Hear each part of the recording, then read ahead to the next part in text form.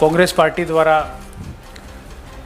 22 शहरों में press conference की जा रही हैं, लेकिन एआईसीसी में एक बहुत महत्वपूर्ण मुद्दे पर उत्तराखंड में किस प्रकार से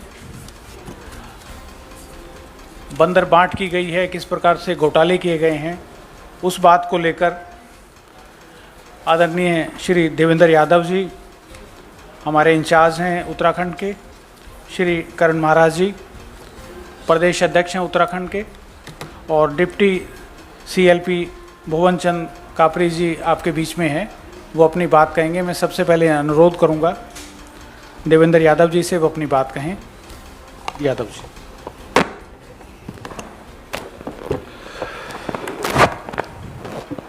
नमस्कार साथियों, आप सबका इस महत्वपूर्ण प्रेस कॉन्फ्रेंस में मैं स्वागत करता हूं। और इससे पहले कि मैं अपनी बात शुरू करूं, मैं आपके सामने इंट्रोड्यूस करना चाहता हूं। मेरी बाईं ओर बैठे हैं माननीय करण महाराज जी, जो प्रदेश कांग्रेस कमेटी के अध्यक्ष हैं उत्तराखंड से, और मेरी दाईं ओर बैठे हैं बहुत ही युवा और एनर्जेटिक हमारे deputy CLP leader in Uttarakhand भाई भुवन कापड़ी जी। ये वही शख्स हैं जिन्होंने वहाँ के मुख्यमंत्री को भी बहुत अच्छे मार्जिन से पछाड़ा था। इस महत्वपूर्ण मीटिंग की शुरुआत मैं करूं उससे पहले मुझे एक कहावत याद आती है कि अंधा बांटे रेवड़ी अपने को दे। ये बात तो आपने सबने सुनी ही होगी, और इसको चरितार्थ कर रही है भारतीय जनता पार्टी की उत्तराखंड की सरकार। हम सब माननीय राहुल गांधी जी के नेतृत्व में बेरोजगारी और महंगाई की एक निर्णायक लड़ाई के लिए तैयार हैं। आप सब जानते हैं कि 7 तारीख से इन मुख्य 2 मुद्दों के साथ माननीय राहुल गांधी जी पूरे देश भर में एक यात्रा का नेतृत्व करने जा रहे हैं। लेकिन दूसरी तरफ मैं देख रहा हूं कि सत्ता में बैठे कुछ लोग भ्रष्टाचार में लिप्त होकर देश के पढ़े लिखे जो युवा हैं उनके साथ धोखा कर जो नौकरियां हैं उनको लगातार अपने लोगों के बीच में उसको बांटने का काम कर रहे हैं। मैं उत्तराखंड के संदर्भ में ये बात कहना चाहता हूँ कि आप लोगों ने निश्चित ही कुछ समाचार पत्रों के द्वारा भी, क्योंकि हमारा प्रदेश नेतृत्व भाई करण जी के नेतृत्व में मजबूती के साथ इस मुद्दे को बड़ी प्रमुखता के साथ लोगों तक पहुंचाने का काम कर रहे हैं। और इसकी शुरुआत की थी भाई भुवन कापड़ी जी ने, जब पिछला विधानसभा का सत्र था। इन्होंने वहाँ का स्टाफ सिलेक्शन बोर्ड में हो रही अनियमितताओं के बारे में प्रमुखता से अपनी बात को, आवाज़ को बुलंद किया था, और उसके परिणाम स्वरूप वहाँ पर एक कमेटी जरूर बनाई गई इसकी जांच करने के लिए। लेकिन मुझे दुख है इस बात का कि कुछ छोटे मगरमच्छों को पकड़कर बड़े बड़े जो मगरमच्छ इसमें संलिप्त हैं उनको बचाने की एक नाकामयाब कोशिश उत्तराखंड की सरकार कर रही है। साथियों, जैसा कि मैंने कहा कि उत्तराखंड में चाहे वो विधानसभा में कुछ नियुक्तियां हो, चाहे स्टाफ सिलेक्शन बोर्ड की नियुक्तियों की बात करें, जिसमें कहीं ना कहीं ऐसे बेरोजगार युवा साथियों को जो उसके हकदार हैं, जो पढ़े लिखे हैं, जिन्होंने अपनी पढ़ाई पूरी कर कर इस उम्मीद में उन नौकरियों के लिए अप्लाई किया था, आज कहीं ना कहीं वो भटक रहे हैं। और उनके एवज में जो उत्तराखंड की सरकार के माननीय हैं, वो अपने चहेतों को, अपने रिश्तेदारों को, अपने जानकारों को बिना किसी योग्यता के बिना किसी साक्षात्कार के, बिना किसी परीक्षा के सीधा नियुक्ति देने का काम कर रहे हैं। उत्तराखंड की कांग्रेस सरकार, कांग्रेस पार्टी लगातार इस बात को मुद्दा बनाकर युवाओं के बीच पहुंचने का काम कर रही है। हम लोग लगातार इस कोशिश में हैं कि जो वहाँ के युवाओं का हक है उनको वो हक मिल सके। मैं बड़े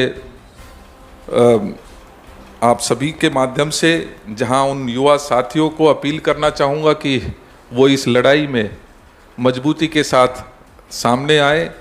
वहीं दूसरी ओर केंद्र सरकार से ये आग्रह करूँगा, क्योंकि ये एक ऐसा मुद्दा है जिसमें जो उत्तराखंड सरकार के सीनियर लीडर्स हैं और ऑर्गेनाइजेशन के जो सीनियर वहाँ पर लीडर्स हैं, उनकी सीधी सीधी संलिप्तता होने के नाते कोई भी जो रीजनल, जो भी वहाँ की स्टेट एजेंसीज हैं, वो इसके ऊपर कोई अच्छा किसी भी प्रकार से उसकी जांच नहीं कर पाएगी, क्योंकि उनके ऊपर लगातार दबाव बना रहेगा।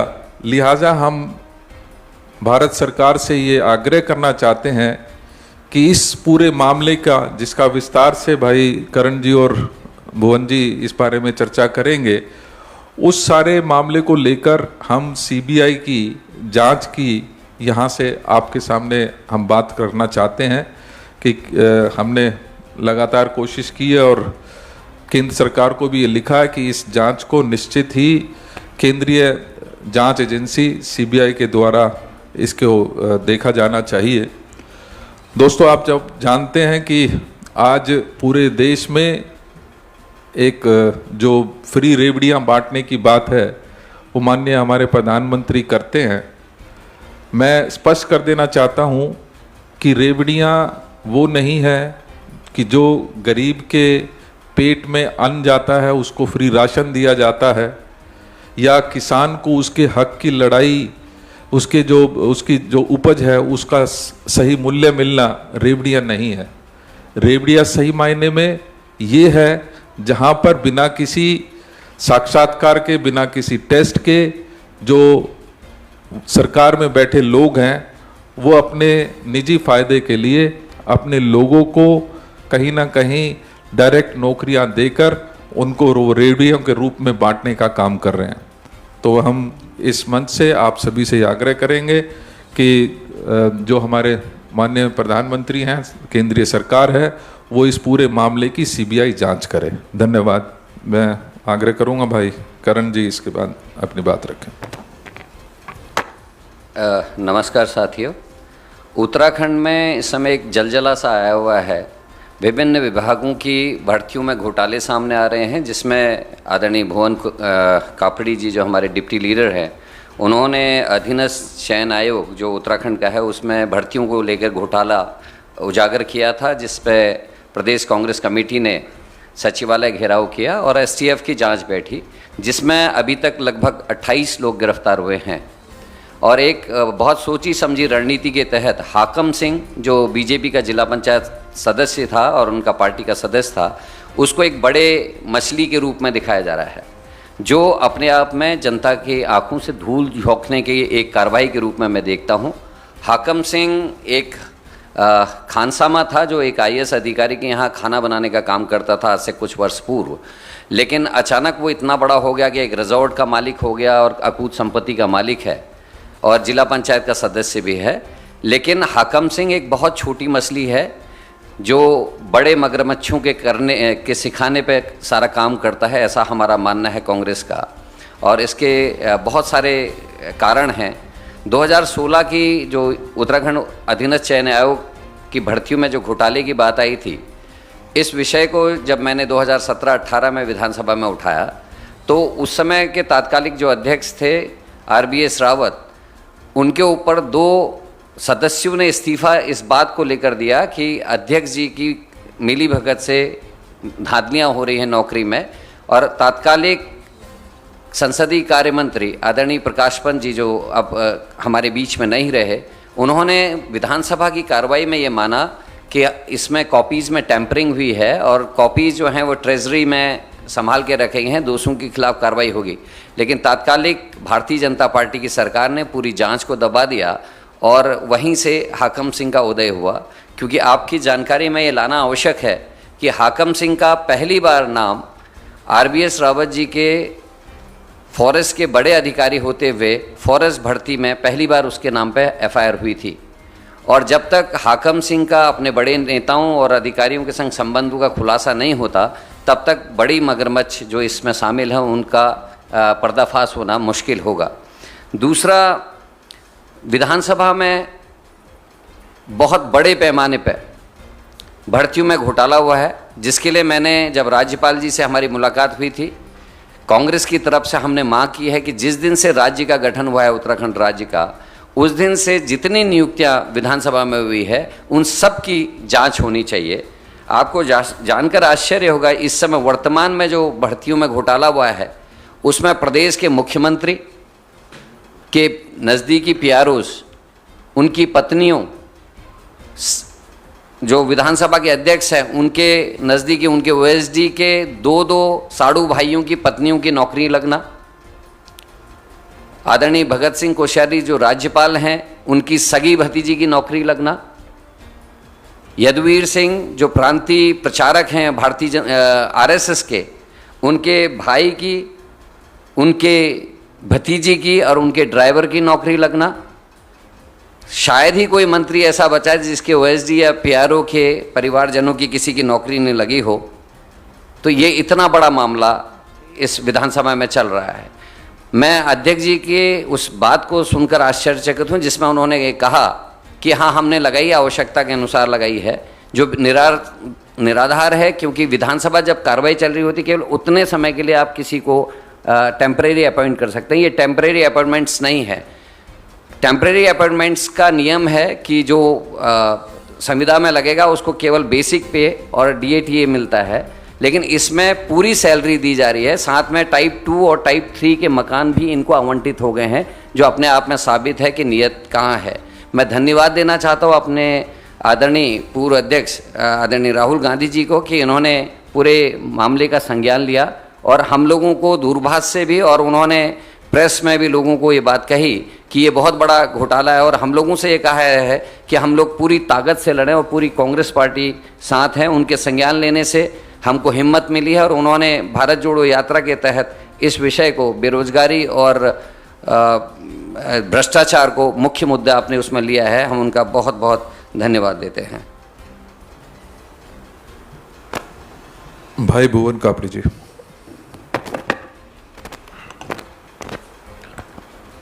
धन्यवाद साथियों।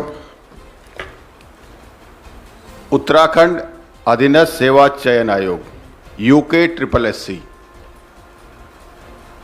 जिसके भर्ती घोटाले को लेकर